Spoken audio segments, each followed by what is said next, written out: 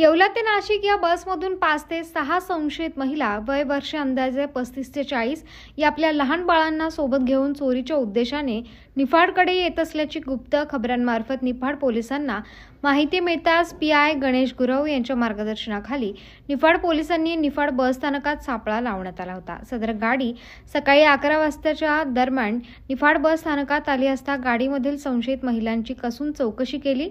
महिलांनी उडवाउडवीची उत्तरे दिल्याने या महिला निफाड पोलिसांच्या जाळ्यात सापडल्या। सदर संशयित महिलांनी दिनांक 24/5/2025 रोजी नाशिक ते संभाजीनगरच्या बसने प्रवास करत असताना औरंगाबाद नाका ते चांदोरी चौफुली दरम्यान 2 ते 3च्या दरम्यान येवला येथील एका फिर्यादी महिलेच्या कपड्याच्या बॅगमधून एक सोन्याचे गंठण पोत अंदाजे 60,000 रुपये किमतीचे सोने चोरी केले असून सायखेडा पोलीस ठाण्यात गुन्हा क्रमांक 9825 कलम 303(2) BNS प्रमाणे गुन्हा दाखल करण्यात आला होता।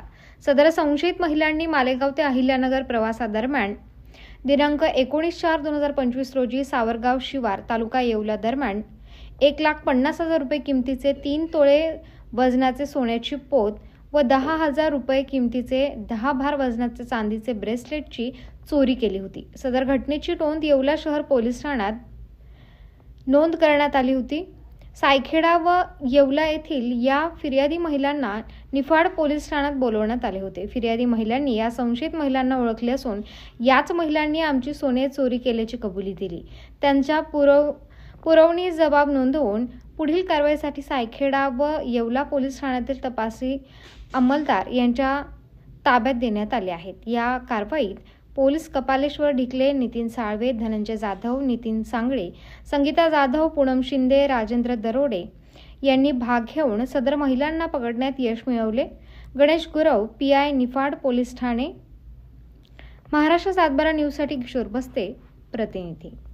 किंवा प्रेग्नेंट महिलांना सोबत घेऊन बसमध्ये 4 ते 5 महिला प्रवेश करतात व त्या बसमध्ये असलेल्या महिला प्रवासी यांच्या आजूबाजूला बसून त्यांच्याकडे असलेले पॉकेट किंवा पर्समधले मौल्यवान दागिने चोरून नेतात। तर अशा प्रकारे जे आपल्या आजूबाजूला काही प्रवासी असतील बसलेले तर त्यांच्यापासून सावध राहायचं आहे, सतर्क राहायचं आहे। असा कुठलाही संशय आला तर तात्काळ डायल 112ला कॉल करायचा आहे किंवा स्थानिक पोलीस स्टेशनशी संपर्क साधायचा आहे।